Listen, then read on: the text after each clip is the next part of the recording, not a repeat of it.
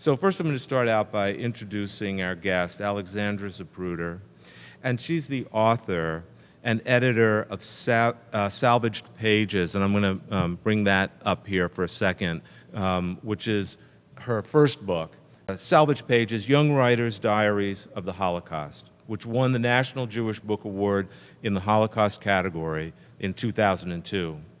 The book is a the book is a collection of 15 diaries of young writers who lived during the Holocaust. In 2005, Zapruder wrote and co-produced a documentary film based on her book with MTV director Lauren Lazen. I'm Still Here, Real Diaries of Teenagers Who Lived During the Holocaust, debuted on MTV in 2005 and was nominated for 2 Emmy Awards. In 2015, Salvaged Pages was reissued in a second paperback edition with updates, corrections, and new information. A multimedia ebook version was also published that same year and includes visual images of the diaries and their writers, interviews, glossary items, maps. That's those extra layers that I was talking about, information for educators, students, and the general public. Zapruder is the author of 26 Seconds, A Personal History of the Zapruder Film. Zapruder is a graduate of Smith College and Harvard University. And before I get to my thank yous, I'd like to ask everybody to welcome Alexandra Zapruder to Stockton University. Thank you for being here. And before we dive into our conversation, I want to thank for helping to make this possible in a variety of ways. Start with Gail Rosenthal and the Holocaust Center here at Stockton. Gail contacted me when they were planning their event tomorrow and thought about the book that we're going to mostly talk about today, which is 26 Seconds, and the degree to which it might overlap with the visual arts curriculum. I just found out 5 minutes ago, maybe 10 minutes ago, that your undergraduate degree was in art history. So now I even feel a closer kinship. I also want to thank the Art Gallery and Denise McGarvey, our gallery manager, the Visual Arts Program, our Stockton University Media Services, who's recording our event today, and the School of Arts and Humanities for the overall support for these kinds of events and others. And I will make note that we're in the Stockton Art Gallery right now with a wonderful exhibition curated by one of our faculty. So what struck me as someone who has also been interested in archival material and material culture in a way that has actually intersected with the work that I do, I was particularly struck by the early story in the introduction of the book, in which you talked about the experience of going to the library, as in elementary school, I think you said, and searching out that information about your grandfather. And I'm going to embarrass myself a little bit because I just think it's so sort of wonderfully written, and it's the first paragraph of the book that begins, "When I was 11 years old, I went looking for my grandfather in William Manchester's book, The Death of a President." That sentence alone I love, to go looking for one's ancestor in a book. I'm not sure how I knew I would find him there. I found the book by looking it up in an old card catalog in my elementary school library. I pulled the thick, black-covered volume off the shelf and sat on the floor between the stacks to read it. I vividly recall flipping to the index, turning the leaves until I reached the last page, and scanning the Y's and Z's until I landed on the words I sought, Zapruder, Abraham. I was thrilled to see my own last name in print, and in the satisfyingly long list of pages on which my grandfather was mentioned. I read the pages stealthily, consuming the few details about his personality and about what happened to him just before, during, and after President John F. Kennedy was killed. So I love that image that's created, right, of you as a little girl sort of sitting in the library, and I thought I would ask you to tell us a little bit more about that. What was that, are there other parts of that experience that you can talk about? And then I'm particularly interested in the fact that following that, you talked about that was satisfactory in a way that you left this alone for a while. Yeah. And I'd like to know about that.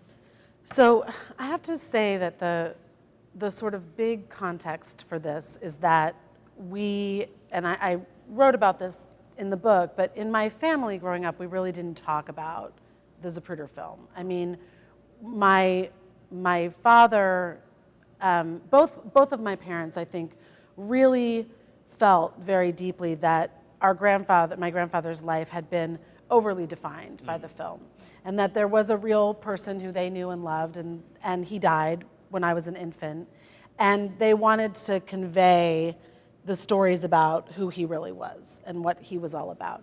And the Zapruder film was painful. It was painful to him, it was painful to my parents, it was a painful memory and a painful association. So although I wouldn't ever say that it wasn't taboo, it wasn't like we couldn't talk about it, we just didn't talk about it. And so for me, somewhere along the way, I think I realized that, this was kind of a big deal, but I had the sense that I wouldn't really get the story by asking my parents. And that's how I landed in the library. I mean, I think there was this feeling that, there was this other route to kind of get to some of this information. And also I think because the film itself is so violent and so graphic, there was a little bit of a sense of, I wouldn't be allowed to see it. It would be inappropriate. It would be inappropriate. Right. And so there was a little bit of that kind of, like that curiosity about something that's maybe dangerous and a little bit forbidden. And it's before you could simply sit down at a computer and absolutely, watch it on the internet. Of course. And for most of my life, it was like that. Right.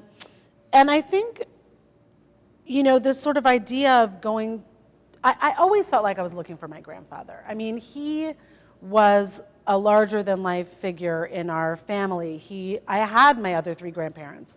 So he was the famous one, and he was the one who was gone. And so there was always this sense that not only that I missed him because my father loved him and my family loved him and I didn't get to know him, but also that everyone else knew things about him that I didn't know, or everybody else had access to his story that I didn't have. So there was a little bit of that kind of the public-private tension that was there for me, I think, even when I was really pretty young. Yeah. So could you talk a little bit about that sensation of satisfaction? Because I think that was interesting, that you had this curiosity and then suddenly it was satisfied. It's so interesting. I mean, I don't remember it except to say that, well, first of all, if you go back and read the description in William Manchester's Death of the President, it is horrific. Right. So that may have been why. I think it's possible, but that's not even, the part that I remember was, and I wrote about this in the book, was this, my grandfather's sort of emotional reaction. But I think also some of it was that I didn't have a lot of other avenues to explore, and again, in our family, we simply didn't talk about it. So it would occasionally kind of filter in, people would ask my parents in front of me if they were related to that guy who took the film, or, certainly later on, it happened more in the 80s and even in the early 90s that, newspapers or reporters would call our house, and, I would sort of get caught hearing my parents talking about that. But I didn't know it never occurred to me for a long time that there was sort of a body of information and material that I could plumb to learn about this. I just sort of accepted that it was the way it was. And one of the things that was so strange for me about doing this book is that I realized that until I really decided to write this book and started doing the work, I think if you had asked me sort of what are the top 5 most important things about you, I don't think this would have made the cut. Because it was always off center. And again, I always struggle a little bit to explain it. It's clearly there was something about it that was off center for a reason. But it wasn't so much that I felt like I desperately wanted to know and I couldn't. It was like it just didn't occur to me. It just didn't occur to me to know. And then if it did occur to me, I sort of dug in a little bit and then went back to, I think it has a lot to do with just prevailing family culture. When you're a kid, you just go with the way things are in your family, and however your parents kind of define the terms of your life are the terms of your life. Right. Until they're not anymore. So we're going to maybe later towards the end, we'll kind of circle back to talk about the film itself a little bit and that sort of stuff. But for a little while, I wanted to, and because I think it might be helpful for all of our students in general, but in particular, I'm interested in the idea, and this is a good segue from what you were just referring to, of the process of then diving in to work on a book. Now, this is your second book in this way. And so you're familiar with the process already, although a little different, Very different, right, than the process of editing and compiling those papers. I would like to sort of get a little bit of a sense of even the mechanics of your process of putting this together. How do you start this? How do you start a process this substantial, and what is it? Right. Terrifying. Totally terrifying. There's a lot of sort of like, this is a horrible idea. You're sort of 6 months in. And like right. Well, and that is one thing that I would just say, I will be happy to talk about the process, but there is one, well, let me talk about that first, and then I want to circle back to this sort of, there was a definite journey, my own coming to terms with the substance of the book and kind of how I was going to approach it and tackle it. So it's another kind of process issue. But in terms of the mechanics of it, I mean, my work on Salvage Pages definitely gave me a good grounding, because I had done an enormous amount of research on these diaries, and I had learned how to kind of shuffle through a lot of material culture, but also fragmentary material culture, and sort of putting things together and figuring out where are there gaps, where can those gaps be filled, where can they not be filled, what does it mean to the work to leave the gaps where they are.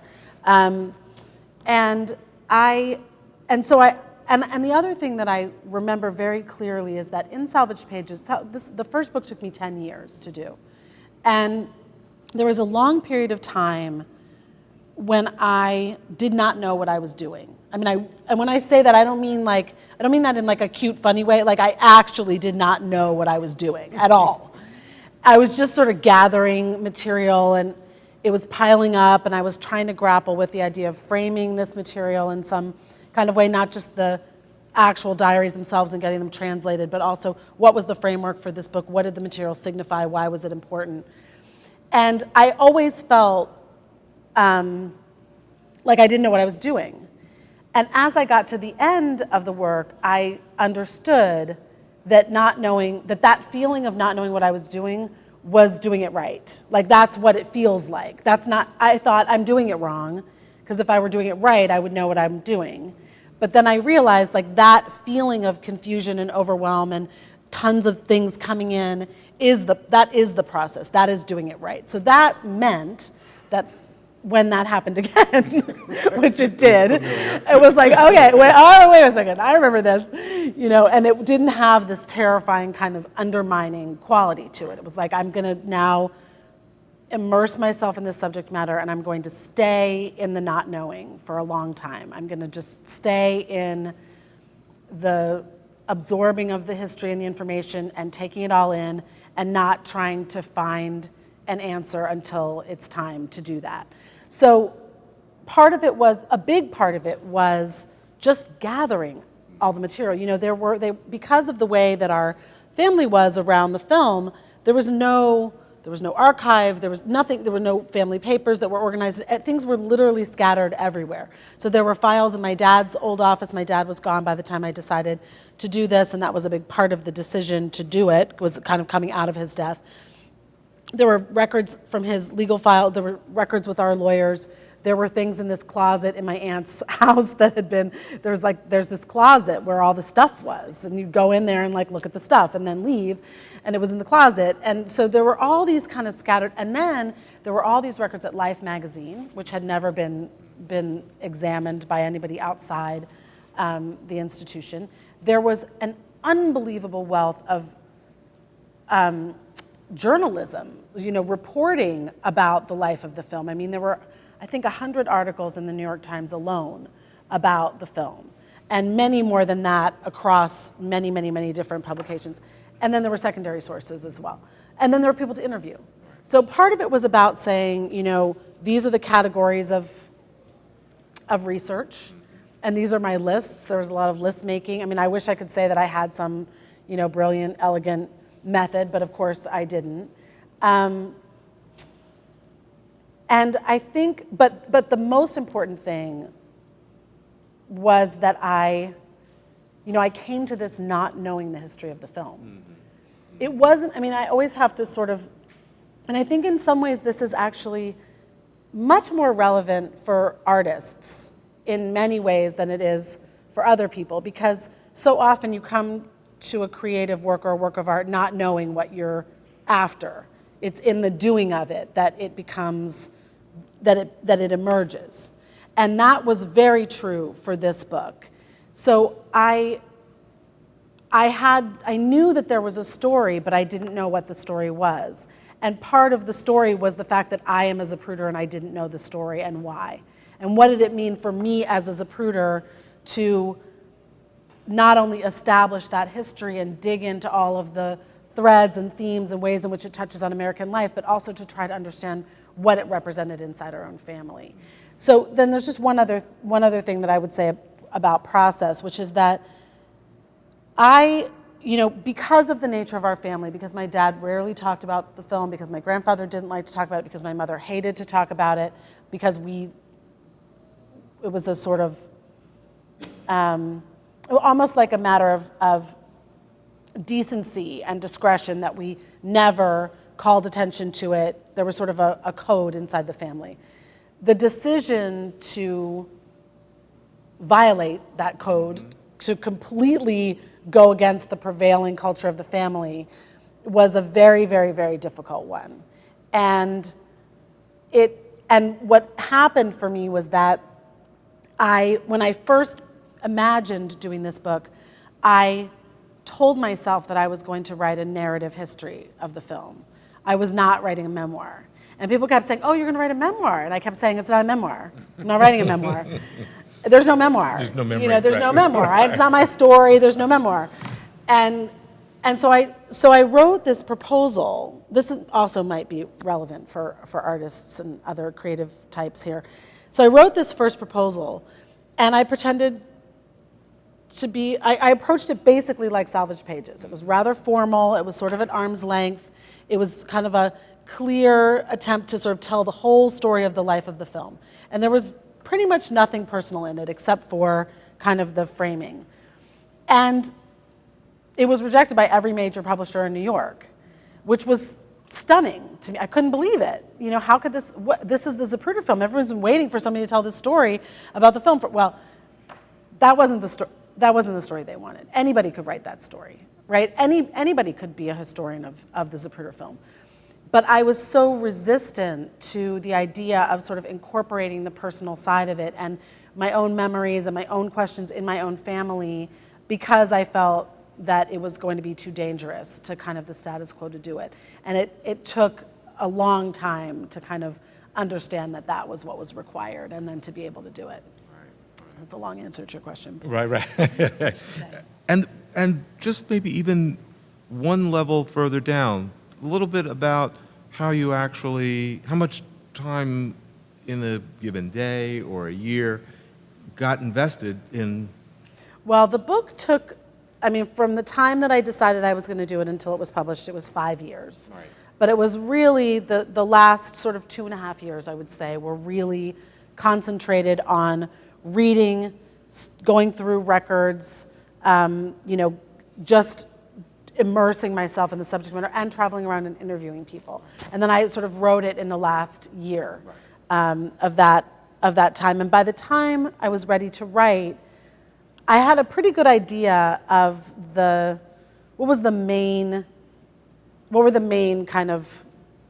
shape of this story, and the idea of merging a public story and a private family story. But I think what's relevant about that is that And this I remember very vividly. I remember reading books that had been written about the Zapruder film by other people, obviously, and thinking to myself, you know, there were so many places where there were assumptions about who we were as a family, and there were sort of leaps of, not faith, but kind of leaps about why members of our family did the things that they did. What motivated my grandfather and my father and the rest of us in our relationship to the film. And that was when I realized that, you know, there was a bigger story here, that it wasn't just about what did it feel like to me to be a Zapruder, which in and of itself isn't really all that interesting. I mean, there's only so much you could say about it. It certainly wouldn't sustain a whole book. But that the life that my grandfather had, where he came from, who he was, the choices he made in the immediate aftermath of the assassination, and then the way that those got passed on to my father and to the rest of us shaped the life of the film. And the life of the film shaped America. And that was, I very distinctly remember having a moment where I thought, oh, whoa, like this isn't just about sort of, there's our story and you could care or not care, and there's the public life of the film, but that we had an almost disproportionate effect on many aspects of American life, completely unwittingly, through this film. And the only way to get there and to join those threads was to tell the story of the life of the film, and through these two different lenses, so to speak. Wonderful. I'm going to ask for a question, actually, because that touches on something, and maybe you will go a little bit further with that. So the question is that I referred in the book to the fact that there were people who felt that our family couldn't be trusted with the film or shouldn't be responsible for making decisions about the film. And why do I think that people thought that? Because given the fact that it was my grandfather who took the film. So that's a great question. You know, this touches on a very big theme that runs through the book, which is that the film, or a sort of story that runs through the film, which is that the film itself was unprecedented in many ways, and there was nothing to look to as a kind of path for how to handle an object like this that was singular, that showed the assassination of a president that very quickly became valuable financially, and that in and of itself there were sort of inherent competing interests. One was the public's growing need to see the film, and the other was the sense of the privacy of the Kennedy family, the respect for the president, and a desire not to exploit this object. And so, depending on who you asked over the decades, there was always a way in which the film was either being kept from people who wanted to see it, first by Life magazine and then by our family, mostly for reasons that had to do with mores, basically. Just a sense that it was so graphic, it was so disrespectful, it was so repulsive and horrible that we just didn't want it to be overly out there. So the people who wanted access to it felt that we were overly controlling it. And the people who didn't think that it should be out there felt that any use of it at all was exploitative. So that's why people felt, the reason why people felt that we couldn't do anything right was because people always think that the person who's in charge can't do anything right. It's always easier to be on the outside and say, well, you should have done it this way, you should have done it that way, you should have done it that way. And one of the things that I really wanted to grapple with in this book was the sort of sense that there actually was no perfect way to handle this film. There was always going to be, because of the nature of it, and because of how strongly people felt about it, there was always going to be someone, or lots of people, who felt that we were handling it in the wrong way. I know my father was someone who was all about balance and moderation. Everything, he was a lawyer, a tax attorney, and everything was always about finding the right balance. And so for him, the idea of making it available to everyone because people wanted it, and having no restrictions on it and putting it in the public domain, if such a thing were even possible, violated his sense of propriety and respect for the Kennedy family and his sense of what his father wanted. On the other hand, completely closing it down and not allowing anybody to use it constituted a kind of censorship. So he had to find this middle ground. And the real complication came when when you begin licensing for the film, which means charging for it and requiring that people pay for it. And that then fed into this deeper moral dilemma of, is there any way to monetarily profit from something like this without making a moral compromise? That's something that, that I had to grapple with in the book. Does that answer your question? So the question is so Life magazine did not show the film as a film and showed limited frames from the film for the 12 years that it owned the film, from November 23rd, 1963 until April of 1975, when they returned the film to our family. And the question is whether, had they made the film available earlier, made it people able to see it, would that have changed? Are you saying, would that have changed the way that people understood the assassination? Yeah. I think yes. I think this is one of those things that, again, sort of as a writer, you can't really make this up. It's almost unbelievable the way that this story unfolded, because there is this confluence of events that connects with your question. There is the fact that the film is violent and graphic, and my grandfather desperately wanted to prevent, because it was 1963 and because of who he was, a 58-year-old Jewish immigrant from Russia, his own perspective, he wanted to prevent it from being shown and exploited. But at the same time, and Life magazine shared those values, at the same time, it happens that the film itself, there is no way to look at that film and not raise the question of whether or not there was a second shooter or a conspiracy in the assassination of the president, simply because, for those of you who don't know the film, you see the president, and then there is what looks like a giant explosion of the president's head in the front. And it looks like someone must have been firing from here, basically, from here. But Lee Harvey Oswald was there. So the government said 3 shots were fired from the rear. And how could it be that a shot from the rear could cause this explosion in the front of the head?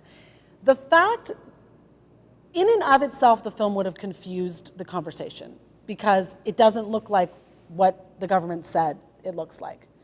But then the fact that it was suppressed, even though it was being suppressed for completely different reasons, totally fed into this idea that Life was in collusion with the federal government to keep the American people from seeing the film because of what it showed. So it's not just one thing. It's the fact that the film looks the way it does. If the president had been, I don't know, if something, I don't even know what the if would be. If it looked differently, then it might have been different. But I don't even know if showing those frames earlier would have changed anything, because the film itself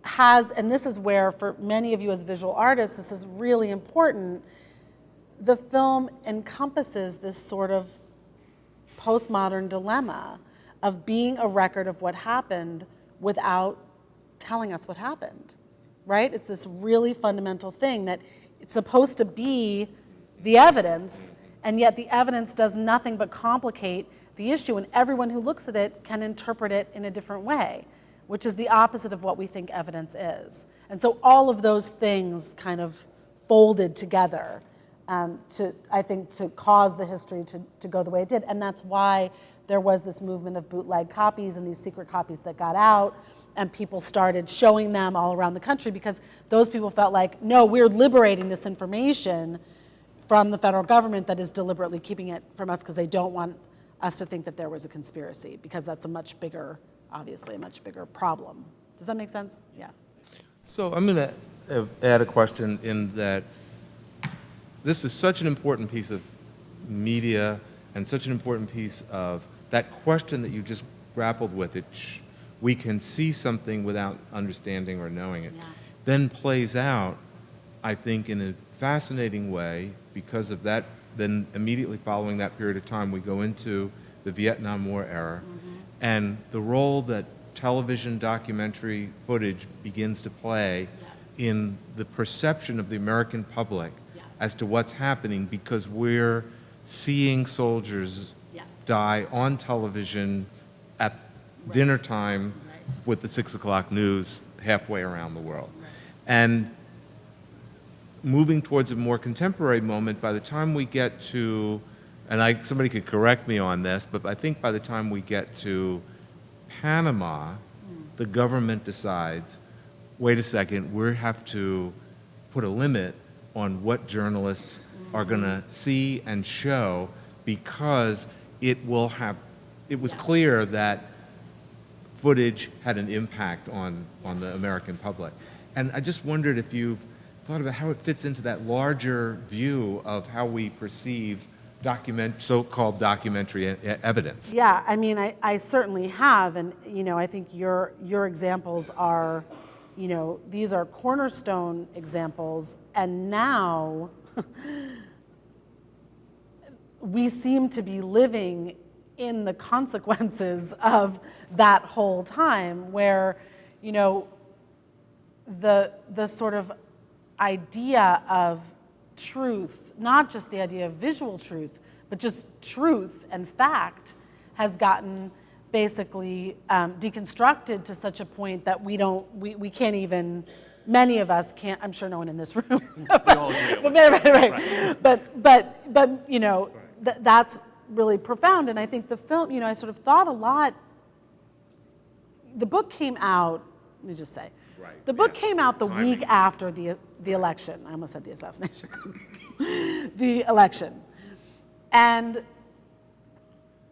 in some ways, I feel like if the election had gone a different way, this book would have had a more traditional life. It would have done sort of what books like this are supposed to do. Instead, it kind of got buried by the news, which happens to people. I don't recommend it, but it does happen. But there was this other kind of story in the book about conspiracy, about visual information, about information itself, about the way that information gets spread and passed around and interpreted, that was a thread in the book, but that suddenly has this very, that is very, very relevant. One of the things the other thing that I always think about when I think about this topic is that the film was singular in the sense that there was one primary, it shows the whole assassination from this one particular vantage point. The technology was such that it could not be easily reproduced at the time, nor could it be easily disseminated at the time. And in fact, it wasn't disseminated. It was lived inside Life magazine for 12 years. I mean, 12 years. To imagine that in the time we live in now, when it doesn't take 12 seconds for something to get uploaded to YouTube. Everything is instantaneous. To compare that to now, where we have a multiplicity of perspectives on every event, they are available immediately, and they are available everywhere. So you have to imagine it like it went like this, like it's just everywhere. And that, to me, is almost as relevant as the actual substance of the film itself. It's more that we're all interpreting, we're all talking, we're all coming at it from all of our different perspectives. There's no sort of unified voice to say, and Life magazine was that voice. Life magazine was that voice of authority that said, this is what this is what this means, we're gonna mete it out, in these careful ways, and construct the story in these careful ways until those bootlegs started to get out, and that started to break apart. Does that answer your question? Yeah, no, absolutely. Yeah. And it's certainly something that's hard to imagine. I mean, in that we can't sort of rebuild the world of 1960 with today's technologies, right? And I think then there are other things. I mean, there are ways in which the film, so there's the sort of idea of the film as evidence, but there's also the idea of the film as icon, right? and the way in which the images become emblematic of a moment and a time. And in that sense, it's much more, the film has a lot in common with other iconic images, whether they're on film or still. But in particular, you know, there's a very interesting article that was written about the Rodney King beatings, the Challenger explosion, and the Twin Towers falling. And sort of how does the Zapruder film serve as a kind of antecedent to all of those things? And how do we read those events, even as the technology changes? For me, the thing that is so fascinating about the film is that it has this 50-year history or more, 50-year history basically. And everything changed all the time, right? The times changed, the mores changed, the technology changed, the way that the dissemination of information changed, what we consider acceptable changed, our knowledge and information about the assassination changed, everything changed except for the film. The film never changes. The film is always the exact same thing, and yet it looks different again and again and again because we are in our time regarding it again and again, seeing it with our eyes. Exactly, exactly right, yeah. So my grandfather left the camera at home that morning, and the question was why, aside from the fact that he was a big JFK fan, did he decide to go home and get it? You know, it's so often just the littlest things that change the story, right? And it was really Lillian. It was his assistant who bugged him to go home and said, you know, Mr. Z, you're really going to regret it if you don't go home and get your camera. You know, you love the president, you love taking home movies. You know, you're right down, you're here. You know, he's in the right place and the right time, and you know, you're going to be sorry. And he was someone, and I wrote about this in the book. He was someone who he didn't have much of an education. He had no education, in fact. I mean, he came here as an immigrant at the age of 15. He didn't speak English at the time. They had no money, basically. His father had been here for 9 years. He went to night school to learn English. He made his way up in the dressmaking factories like millions of other Jews did in that time. And he was deeply insecure. He had experienced extreme anti-Semitism and poverty. He felt that, you know, without an education, he was always kind of at a disadvantage. And he didn't like to be out there.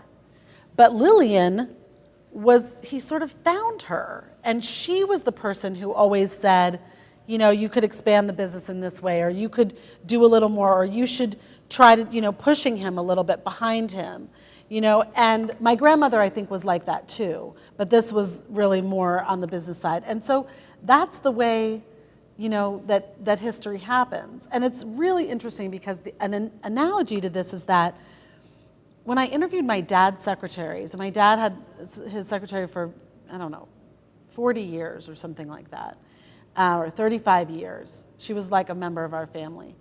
And when I was interviewing her about how they handled the requests for the film that came in, she said to me, I can't remember if I wrote this. I don't think I wrote this in the book because I think I was afraid to publish this.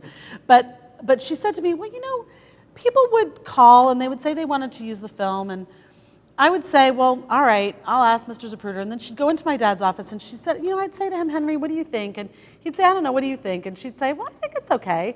And then she would say, well, how much should we ask for? And he would say, well, I don't know, how much do you think we should ask for? And she would say, well, $2,500. And he'd say, okay. And I walked out of that interview and thought, like, it's always the secretaries. The secretaries run the world. You know what I mean? It's like, here's this person who has no fame and has no name, no one knows her, but there she was. You know, sort of, kind of, with a trust. I mean, like Lillian and my grandfather, with trust and with love and on our behalf and everything. But, you know, my father didn't want to deal with it. He didn't want to he hated dealing with it. So he sort of turned it over to her. You know, and now you can imagine why I didn't publish that, because the last thing I needed was, you know, the whole world saying like, oh my God, you know, like all these years. You know, it would have been nice if it had looked a little bit more studied as a policy. Right.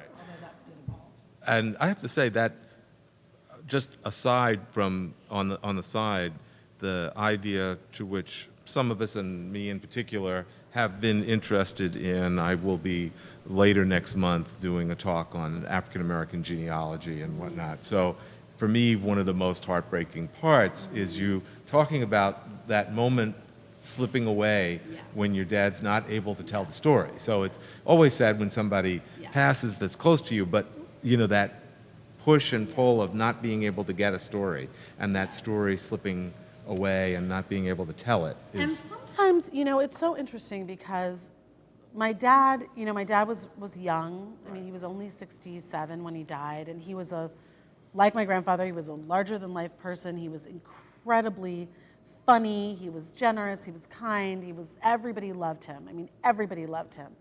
And he was just an amazing person. And so the loss for us and our family was devastating.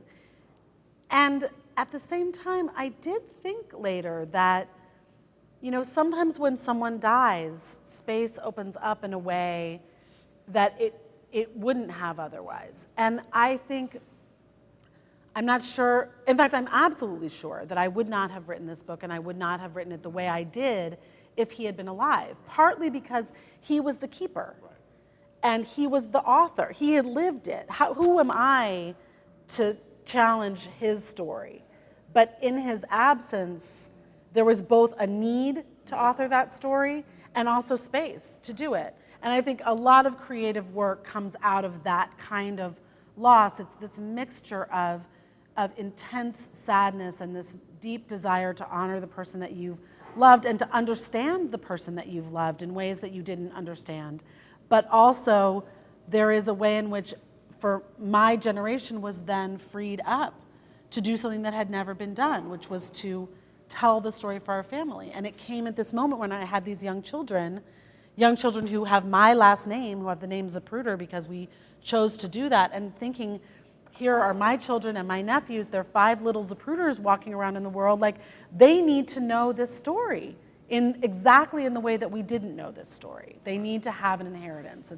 It's something that has to be done for them, and who's going to do it, you know? And I'm correct, everyone with that name is related to you. As far as we know, I mean, maybe it's possible that in Russia it's very, very unusual, and we sort of have found that even the people who have turned up with that name are some kind of connection from, even if it was from back in the old country, yeah. Although I will say something about names. Okay. Do you all remember how, I don't know if you all remember this, but remember how after Barack Obama was elected, people took the middle name Hussein as kind of, remember like Alexandra Hussein Zapruder, to kind of make a point? Well, it turns out that people do that with Zapruder too. That like there are all these people who've appropriated our name. They've appropriated it for different creative projects, but they also just have taken our name. So like if you do a search on Facebook, there are all these people who use the name Zapruder, like Elmo Zapruder. Like, you know, Fred Zapruder. It's sort of like, well, we don't have a Fred. There's no Fred Zapruder, you know. And so there is that interesting thing about the name is our name, and it's very singular, and it's also become a name that has been taken on and appropriated in ways that may or may not reflect anything that we have anything to do with, but that more have to do with the film itself. Right. I love that complication of the modern world, right? Yes, right. And maybe also, I mean, certainly from an African American perspective, that is the history of names in the Black community before the transformation to, you know, adopting names that were not the names that were traditionally slave names. There's just tons of stories about that use of names. I want to touch on the art side a little bit. There's a wonderful image in the family photo area in the book of your grandfather holding a violin, right? So it's a wonderful picture. And we earlier talked about, and you mentioned in the book, that both of your brothers are artists. And your grandfather also, in a sense, for that period of time, had this interest, hobby, amateur, in filmmaking in some way, something that wasn't done by everybody. So it's very hard for us, in a sense, in the contemporary moment, to recognize that, oh wait, I can take out my phone, and it's so easy to make video, to make motion pictures, in a sense, because we always have a device with us. But for him, Yeah. it was a big effort to go out and, Yeah. decide to make, this film. I mean, not huge, but it meant having this material in stock and supply. Yeah. You've already Yeah. ordered some film footage, and the camera is either, charged or it's wound up or however, I'm not Right. sure. And you're going to, take it, and it's not something that fits in your pocket. Yeah. So I sort of understood that moment of like, I'm going to go down and see the president. I don't feel like carrying the Yeah. camera because it's not our sense of what we Right. can use to Oh, I record mean, and with, when- right? So there was a replica camera that was given. My grandfather, the original camera was taken by the FBI, and then eventually it ended up in the National Archives. But Bell and Howell, which was the company that made the camera, gave him a replica camera. And so I have that replica camera. So when you hold it, I mean, it has to weigh at least 5 or 6 pounds. Right, I mean, it's right. heavy. It's all metal. It's kind of awkward. The zoom lens, is manual. You have to wind it up in order to and then push the button and hold it, and you really have a sense that this is a completely different experience than what, our sort of whip the camera out and, take a few. And also you had to be very careful because it only the winding would only last for a certain amount of time. like Right. 30 seconds. Right, exactly. And you only had so much film in the camera. Like, it wasn't this sort of continuous or delete and redo. Like, if you messed it up, you messed it up. There's nothing to be done about it, So that's interesting. So what do you think, though, about the way in which all of these arts-related things then run through, and as I said earlier, the fact that you then also had this background in art history, so this way in which all of those things have run through the family. Yeah, and the I mean, it's interesting because it comes on both sides of the family, and it runs, in my family, and it runs all the way through. So my grandfather was an incredibly creative person. I wrote about this in the book, he was a born musician. He could play by ear. He never had a lesson, but he could play anything on the piano. And he had this great interest in photography, and he had these beautiful still photos that he took of my grandmother on their honeymoon in 1933. And that picture, it appears to be Niagara Falls, and it seems that was a self-portrait that he did of him with the violin, and that would have been in the 20s sometime. But on my mother's side, her family was very musical. And both my father and my mother my mother is hilariously an amateur photographer, which is just like insane, basically. And my dad played music, played the guitar, and was incredibly creative. So I think it came to us in every way, and my mother was an art historian. I mean, there was a sense in our family that the arts were, not separate from life. Like that was a part of a well-lived life, and a good life is a life that includes the arts and in which the arts are central. Having said that, I think it was surprising for my parents, and perhaps even a little bit worrying, that the three of us took the paths that we did. My older brother is a poet. My twin brother is a musician and now studying music composition at UT Austin, getting his PhD, and I, of course, am a writer. And I think my parents were my dad was very proud, but I think my mother was she once said to me, I'm just a little baffled by you all. And I said, I'm baffled by your bafflement. Like, I don't know, I don't understand, what are you baffled about? Like, of course, this is sort of this was how, these were very strong values in our family. And the one thing that my twin brother once said, that I think says it very well, he said, I think the experience of living merits a response of some kind. And I think that is what we all share, is a sense that we wanted to respond in some way to the experience of being alive, and we each do it in our own way. And we must have gotten that from our family. You can't not have gotten that from your family, but how exactly? And the last thing I will say about this is that, my grandfather was a Russian immigrant, came to this country, worked his whole life in the middle class. My dad went to Harvard Law and became a tax lawyer and was extremely successful, and then he had 3 artist children. And my dad used to say, that's the way it's supposed to go. This is the mark of my success, is that I have 3 kids that are completely clueless about money and totally impractical and have all these big ideas. And I guess I did something right, So, I mean, good for him that he could see it that way. I think it took a little doing, but he got there. Yeah. So an issue that's often, I have a couple of questions related to an issue that's often, important for artists and people creating material. So we have a couple of questions related to copyright, and I'll start with Matthew. So the question is, do I think if there's crucial information on the film, should it be turned over regardless of copyright? Yes, I do. And it was. My grandfather's primary focus in the hours after the assassination was making sure that it was in the hands of the federal government. It's important in the context of this story to distinguish between and this is something funny about film, right? There's the visual information on the film, and then there's the original film. Physical material. Right, what did I say? You said the original film, the physical. Yeah, there's the physical reel, right, and then there's the reproducible content of the film itself. Because for us, there's no physical video. Right. There is no physical. That is correct. There is no that's physical. Right. That's right. So, which is just crazy, actually, that is now a thing of the past. I think this is such a hard question because I really struggled with it in the book because I completely understood why people were frustrated if they wanted to use the film and they couldn't get it, they couldn't get access to it. Not the federal government, that's different. That's part of the official investigation. But one of the things that happened as a consequence of the Kennedy assassination is that the investigation into the murder fell into the hands of the people. It became a movement of the people.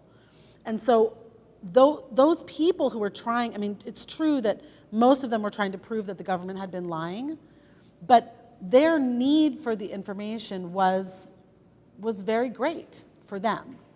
And yet, making it available to everyone without any restrictions would have opened the floodgates to all sorts of other problems. So that was the sort of balance that I was talking about before.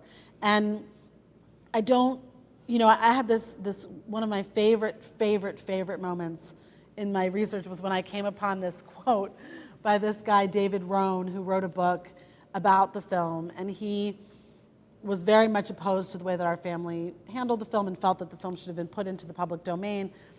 And he compared the film to the crucifixion of Jesus. Remember that? Right. It's like the crucifixion of Jesus. You can't put it in you can't own that. It's not right to own it. But it's not like the crucifixion of Jesus. I mean, for one thing, the crucifixion of Jesus wasn't filmed. So there's that problem. And also, representations of the crucifixion of Jesus are copyrighted works of art and the like. So there's this sense of how do you parse out our entitlement to the information, our right to have access to the information, our right to use it the way that we want, and the fact that we have existing laws that protect individual private property? And would this question even have been a question if this film had been taken by the AP, for example, or by somebody other than a private citizen making a home movie, which is yet another one of those weird, quirky things about the story that add this layer to it. But I would certainly say that there's never was a question of, in every stage along the way, making sure that the government had access to the highest quality information that was on the film was always a top priority. The struggles around copyright came more with either commercial use or private use. Yeah. And this is something we've talked about and discussed from time to time, the complication of copyright law, some of the most complicated because it's often being made on a case-by-case basis. It's never absolutely settled because new ways of using material are always being invented. And so there's constant, it's a very living kind of entity in terms of thinking about how something may or may not be used and what it is. That's right. And I think, how someone uses the material, the people who wanted to use it for their research never imagined another scenario in which someone was using, why would you have these strictures in place? What if someone wanted to use it for some completely inappropriate? But that's a real question. Like, and it was a question that I asked myself, were we right to be in that position? I mean, that was the position we were in, but were we the best people to make those decisions because it was our family, because we knew our grandfather? At what point ultimately does that personal sense of ownership give way to a broader sense that it needs to belong to the American people, that we've lost that the time has passed? And that happened. That's exactly what happened. I mean, it happened over a long period of time, and there was a lot of push and pull and back and forth, but ultimately, we couldn't and didn't want to hold on to it forever. Right. We have an interesting aesthetic question. We're sort of coming to the close, but we thought I'd get to this question, partly because we talked about this in relationship to the interesting sort of story that goes along with the Alfred Hitchcock film Psycho, which was made in black and white only because he wanted to have complete freedom in terms of creative freedom. And so he couldn't get that with the studio, so he went with this small studio that said, you can do anything you want as long as the movie comes in at this price. And so he had been working in color before that, but he decided, I'll work in black and white. So the fact that it's in black and white and has a certain patina to it that we look at it was just purely a financial decision. So Kelly has a question about color. So the question is about the use of black and white versus color, and the fact that one of the was it a Life reader or a Life executive who said that? Because a reader who said that the use of color, of the color frames, sensationalizes the images on the film, and would it have been different had they been in black and white? I mean, like a lot of things with the film, I think that everything that happened was inevitable. So the fact that it came out in black and white first, and then shortly, it was very soon after that it came out, that some of the images came out in color, and then more images, and then ultimately the film was shown, of course, in color. I don't think it's the color that is what makes it sensationalized, but I think that it is what felt so shocking to people. That, when you compare the black and white images to the color images, they're very, very, very different. And one of the things that I don't know is that because I am now reading the film with all of this pathos in it, her pink suit and the green grass and the black of the limousine, and that, we sort of read it now. Now it's the Zapruder film, and it carries all these things, and so we bring all of this to it. Whereas at the time, before all of that had kind of built up, it may have been simply that it was just more shocking. It was just more real. It just looked more like you were really actually witnessing this assassination, and you didn't have the distance that black and white provided. The other thing that changed because of technology wasn't just color, but the clarity. The images, what we see now as the Zapruder film is totally different than the way it looked when bootlegs were circulating, and even when it was broadcast on 1975. I mean, that was a very good copy, but you can see Jackie's mouth open and her face contort in this scream of absolute anguish. You couldn't make that out at all in the initial images of the film. And so, sort of paradoxically, as the time has gone on, we have more access to what is on the film, and we see it more clearly, although I think we experience it, because of what's happened in the rest of our society, perhaps not with the kind of shock that someone would have felt about even a lesser image at the time. If that makes sense. And that goes to your earlier comment about modernism, postmodernism, that even as we extract more information and detail, we don't actually penetrate the meaning any more deeply. Right, and Don DeLillo, this wonderful, famous novelist who you all I'm sure know, said, the film in some ways kind of represents our faith in the visual image, our faith in, the image to tell us what has happened. And then, of course, the more you look, the more things, this of course comes out in the movie Blow Up, that the more you look, the bigger you blow it up, the more it all just dissolves, right. Which is, that's such a powerful, I think, image and idea, not just in visual images, but in truth also, in the idea of facts and information, and that the more you break it down and break it down and break it down in order to understand it, in some ways the less there is to hold on to, or the more areas there are for things to creep in, doubts to creep in. Good. I'm going to come to almost a conclusion by bookending with another paragraph. Okay. That's a favorite of mine, or I sort of start mid-paragraph near the end in the epilogue. Alexandra writes, I've come to think it is because the Zapruder film is in every way a conundrum. It contains its own irreconcilable contradictions. It is visual evidence that refuses to solve the mystery of who murdered the president, why, and how. It is a single strip of film in which we all see different things. It shows the entire course of history changing under the influence of a single bullet. It is quite possibly the most important historical film ever made, and yet it is an amateur home movie. It is 6 feet of 8mm film on a plastic reel that turned out to be worth $16 million. It is the most private and the most public of records. It is gruesome and terrible, but we can't stop looking at it. And I just think this is, as a whole, you've done a wonderful job of bringing all of this together.